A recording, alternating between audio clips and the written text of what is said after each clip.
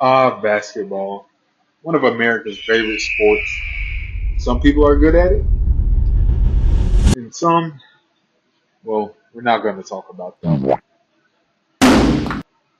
But, like every sport, they have male and female teams. Now, majority of the time, the male team is usually the more physically advantageous. Looking back on this, I'm realizing how bad the Basketball. audio was. One of So America's just favorite stand with sports. me on that. Some people are I'm good at currently it, in a dorm room. AC unit is and just some, blasting, so I can't well, control that. we're not going to set of individuals. And that's not to discredit the female players either. They are also very skilled and very good at what they do. It is just simply biology. Males, since the beginning of mankind, have more than often always taken the brunt of physical tasks and physical labor. So naturally, over time, we just became better at doing that.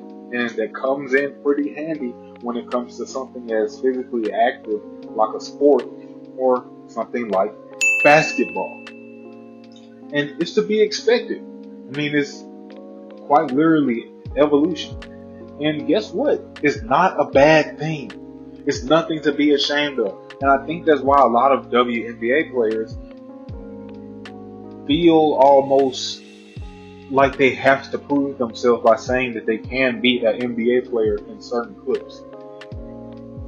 And of course, not all WNBA players are like this, but just a specific few, like Brittany Griner, who thinks that she can beat DeMarcus Cousins, which is crazy. But I think this is why they do that. It's an ego thing. And to be fair, I'm not mad at them because to get to where they are at in their profession, to be the best of the best, you have to have an ego, no matter who you're going against. So I'm not even mad at them. That's just the type of individual they are because that's the type of individual they have to be to get there. And also, why I'm not mad at NBA players, retired ones like T Mac, who get on podcasts and give out of pocket takes and whatnot, saying, "Oh yeah, I was definitely better than Steph Curry." Really, nigga? Not saying that anyone specifically said that. Not saying T Mac said it. Just using it as an example because that's the type of stuff people get up there on their podcast and then say, like, bro, no, we're not better than Steph Curry. But it is also specifically on the media. To me, I don't think that the media actually portrays the WNBA players as much as they could. And to me, the only thing that's really keeping the NBA media afloat isn't just the news, like the news work, but it's also social media. And when somebody has a bad rep on social media, what's gonna happen? Yeah, their reputation isn't gonna be that good if somebody has a bad rep on social media.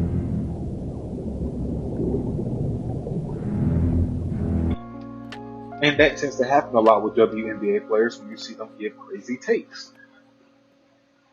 And part of it isn't just picking on WNBA players. It's also just the fact that NBA media can be kind of toxic at the same time and just blase off the walls with random takes.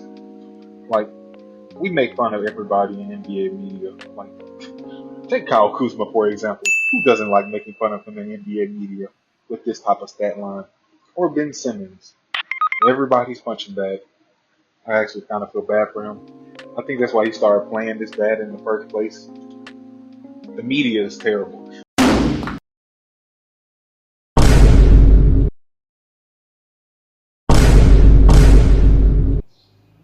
Really, nigga? But back to being on topic. Let's not discredit what these professional athletes do as their profession.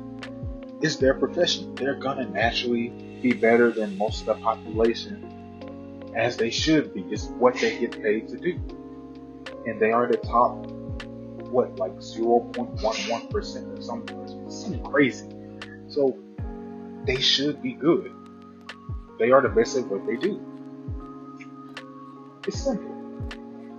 So, you, yes, you in my comment section. You, the person who is most likely already liked and subscribed to my video. You cannot beat a WNBA player in a ISO. You cannot. They get paid to do this for a living. You have not played as high as like high level high school basketball or D3 basketball. You are not beating a WNBA player. Let's get that out your head right now, buddy. They do this for a living, like I said. So let's respect these pro athletes and the fact that they are generational talents at what they do. like only so many people have been in the NBA or the WNBA. It's a once in a lifetime opportunity. So let's not discredit that. And let's not act like for every low light that people like to show on social media that the WNBA doesn't also have some pretty nasty highlights. People did the same thing with Westbrook. They like to show his low lights, and now every time you post a comment section, not a comment section. My memory is bad right now. Every time you see somebody posting the clip or short of Westbrook, every now and then you scroll down the comment section and you're gonna see somebody talking about Russell Westbrook. Because he went through a time period where he was on a team that just didn't suit him and he didn't play his best. And now people only remember him for his lowlights. Certain people who are just haters. But everybody who actually knows ball knows that Russell Westbrook was an amazing basketball player, without a doubt. One of the best point guards of all time to a lot of people. So let's put some respect on these professional athletes' names. I know it's fun and stuff to crack jokes about the WNBA, Russell Westbrook, Ben Simmons, and stuff, but let's also remember that they are also the best in the world at their profession. That's worthy of respect. So every time we see them, let's just keep that in our mind. Unless it's Ben Simmons shooting shots in DMs.